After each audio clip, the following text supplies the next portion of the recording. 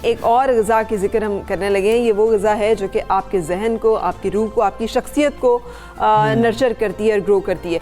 ये हमने एक सिलसिला सोचा है शुरू करने का कि हम शेयर करते रहें आपके साथ वो तमाम किताबें जो कि वर्थ रीडिंग हैं, जो नहीं आती हैं। और इसमें ये आज जिस किताब का हम तज़किरा कर रहे हैं, ये आसिफ रफ़ीक साहब की ये किताब है सहाला यात्रा। अगर आपको मालूम हो तो सहाला जो है वो रावलपिंडी और इस्लामाबाद के संगम पर एक छोटा सा एक ऐसा जगह है जहाँ पर के पुलिस की ट्रेनिंग के कैंप्स मौजूद हैं, पुलिस की एकेडमी मौजूद है बहुत बड़ी, वहाँ ट्रेनिंग की जाती है। बिल्कुल ऐसे ही है। और मेरे भी चूँकि कज़न्स वगैरह पुलिस में थे तो मुझे पता है सहाला, हम सहाला पोस्ट आए हुए हैं आजकल। और फिर वो सरगोदे से सहाला गया, ये स्कूल था उस वक्त, एकेडमी थी। फिर ये 1975 में गालिबन कॉलेज हो गया और उसके बाद से यहाँ से धड़ाधड़ जो पुलिस अफसरान हैं ये बन रहे हैं, तो उनकी जो ज़िंदगी है उसके हवाले से है। और हम ये शानदार किताब पढ़ने का आपको मशवरा देंगे। हमें भी ये मशवरा दिया गया कि आप इस किताब को पढ़ें, अगर आपको पसंद आए तो इसका रिव्यू ज़रूर करें। तो जब ये बात थी, हमें पसंद आई, दोनों ने पढ़ी। और ये सहाला यात्रा जो है एक साबिक पुलिस अफसर के तजर्बात का निचोड़ है। ये दास्तान है नए भर्ती होने वाले पुलिस ऑफिसर्स की। वाह वाह, क्या दास्तान है ये, और हर पुलिस अफसर की अनोखी दास्तान है। अगर आपको याद हो ना, जैसे मैंने पढ़ा था 90s में बजंग आमद, कर्नल मोहम्मद खान की लिखी हुई वो किताब जो कि काकूल के साथ हमें एक फैसिनेशन में मुब्तला करती है। और उसके बाद बहुत ज़्यादा तादाद में लोग जो हैं वो कोशिश करते थे और चाहते थे कि वो भी काकूल एकेडमी जाएं, वो भी फ़ौज का हिस्सा बने, वो भी यूनिफॉर्म पहने। तो ये हमें उसका एक पुलिस वर्जन, उसका एक यानी ये पुलिस के यूनिफॉर्म पहनने की तरफ इंस्पिरेशन है। कैसे इंसान जो है वो पहले ताकत हासिल करना चाहता है, वो चाहता है यूनिफॉर्म पहने, लोग उसे सल्यूट करें, वो एक बड़ा आदमी बन जाए। फिर वो उसको रियलाइज़ होता है कि ये नहीं है ज़िंदगी, कुछ और इससे बढ़कर है। फिर वो कैसे डिलीवर करने पे आता है, वो कैसे उस ताकत को जो है वो लोगों की फलाह के लिए, बहबूद के लिए इस्तेमाल करता है। ये आसिफ रफ़ीक साहब ने कमाल महारत से इस तमाम प्रोसेस का जो है अहाता किया अपनी इस किताब में, जो कि सहाला यात्रा। और अवाम और पुलिस के दरमियान जो खलीज है ना, उसको बड़ी महारत से पुर करने की उन्होंने कोशिश की है। फरा ये मैं पढ़ रहा था, मैंने इसके अंदर, हम दोनों ने वैसे एक निकाले हैं कि कैसे करना है। मैंने वो देखा कि वो फिजिक्स में उन्होंने डिग्री हासिल की गवर्नमेंट कॉलेज यूनिवर्सिटी लाहौर से, और उसके बाद पंजाब यूनिवर्सिटी में थे। और वो देख रहे थे कि जी के नए बिल्कुल नौजवान जो हैं उन्होंने वर्दियाँ पहनी हुई हैं। और CD70 पे ना, ये जब हम लड़के होते हैं ना, उन पे CD70 के ऊपर सफ़र करना उनको बड़ा अच्छा लगता है। तो उस पर देख के उनको बड़ी मोटिवेशन मिली। कुछ इक़्तिबास ताकि आपको अंदाज़ा हो सके कि किताब जो है वो किस तरह से बहुत सारी खूबसूरत, मुझे तो इसके जुमले, डिक्शन, इसकी तहरीर, इसका फ़्लो, इसकी बारीकियाँ बड़ी अच्छी लगी। ये है ये 146वां सफ़ा है। उम्र भर हम इम्तहान देते रहे। इंसान और इम्तहान का ताल्लुक़ जन्म जन्म से है। हज़रत इंसान की इस दुनिया में आमद भी एक इम्तहान का नतीजा थी, और फिर चल सो चल। तालीमी इदारों के मुश्किल इम्तहान कामयाबी से पास करने के बाद पेशा वराना ज़िंदगी में तो और भी कठिन इम्तहान मुंतज़िर होते हैं। जवानी बज़ाते खुद एक कड़ा इम्तहान होती है। कभी आँखों का इम्तहान पर चिलमने गिराई जाती हैं, कभी सोचों का इम्तहान जिस पर थकन के पर्दे गिराए जाते हैं, तो कभी जज्बात का इम्तहान जिसको संभालने के लिए कई जतन करने पड़ते हैं। और फिर दिल का इम्तहान, ज़्यादा धड़के तो मसला, कम धड़के तो परेशानी।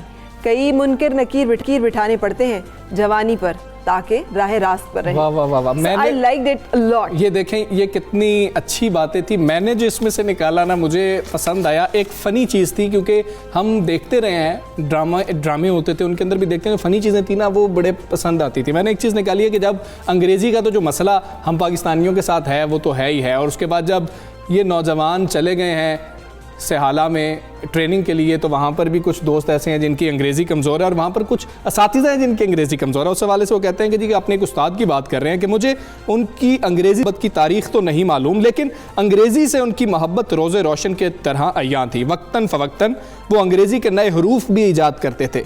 एक दफ़ा जब हम हाज़िरी के लिए मुरव्वजा तरतीब से खड़े थे, चंद नौजवान शायद काना फूसी कर रहे थे, तो मौसूफ़ को गुस्सा आ गया और वो गरजे, ये मिसबिहेव बंद करो, ये मिसबिहेव अच्छा नहीं है। लड़के खामोश हुए और ज़रा सी देर में फिर कोई सरगोशी हुई तो उस्ताद साहब गरजे, अगर आपने अपना मिसबिहेव ठीक ना किया तो मुझे ठीक करना आता है मिसबिहेव। ये जो एलर्जी है वो मैं निकाल दूंगा। वो एनर्जी कहना चाह रहे थे और उसको एलर्जी कह रहे थे। ये जो एलर्जी है वो मैं निकाल दूंगा। कुछ शरारती जवान अपनी हंसी पर काबू ना पा सके तो मौसूफ ने उन्हें सज़ा के तौर पर पुशअप्स लगाने यानी डंड लगाने का कहा और कहा कि उस पोजीशन में चले जाओ। अब यहाँ से बात बहुत अच्छी है, जब वो डंड लगा रहे हैं ना तो उन्होंने हुक्म दिया, अब कहा तो वो तैयार हो गए और दूसरी दफ़ा फिर अप कहा गया तो उन्होंने कोई हरकत ना की, क्योंकि सारी प्लाटून पहले ही अप हालत में थी।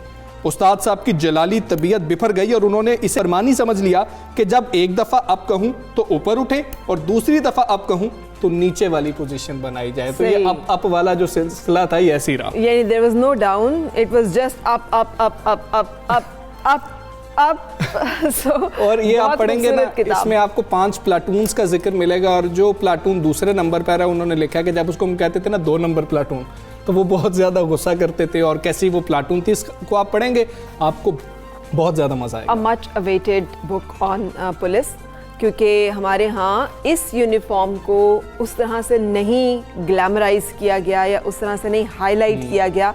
जो पुलिस ऑफिसर की ज़िंदगी होती है वो भी बहुत कठिन होती है, ये भी बहुत अपने फ़राइज़ जो है मुश्किल हालात में निभाते हैं। बहुत सी शहादतें जो है पुलिस के हिस्से में आ चुकी हैं। So it's a great contribution. एक चीज़ शेयर कर दूँ इसमें, ये किताब जब मुझे मिली तो मुझे इल्म नहीं था कि ये किताब किसने लिखी है, क्या किताब है।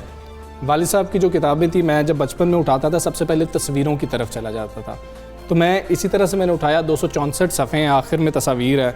मैंने तस्वीर देखी तो मुझे काफ़ी चेहरे देखे भाले लगे इसके अंदर, और वो चेहरा क्योंकि ये 98 के अंदर इंस्पेक्टर बैच आया था, ये बैच दोबारा इस तरह से नहीं आए कि डायरेक्ट इंस्पेक्टर हुए थे। सब इंस्पेक्टर और ASI तो अभी भी होते हैं।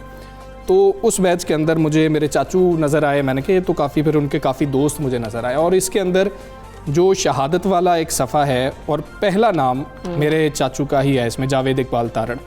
ये 2003 के अंदर जो है शहीद हुए थे। मुझे नहीं पता था इस किताब का। ये जब मैंने किताब देखी, मैंने तस्वीरें देखी तो मुझे लगा कि ये वो बैच है, और उसी बैच में से यासिफ रफ़ीक साहब हैं, उन्होंने ये किताब लिखी है, इसको ज़रूर पढ़ें। सो बहुत सारी शहादतें जो हैं जो पुलिस के हिस्से में आई, और हमें हर शहीद जो है बहुत अजीज़ है, इसलिए कि हम उन सब के कर्जदार हैं जिन्होंने इस वतन की हिफाजत के लिए, भले वो मुल्क के अंदर बदअमनी हो और दहशतगर्दी हो या सरहदों के ऊपर दुश्मनी हो और दुश्मन का सामना हो वहाँ पर अपनी जानों को नजराने की, या आप कोविड के दिनों में पैरामेडिक स्टाफ और हॉस्पिटल्स के अंदर मौजूद डॉक्टर्स जो कि हमारी हिफाजत के लिए अपनी जानों की कुर्बानी देते हैं।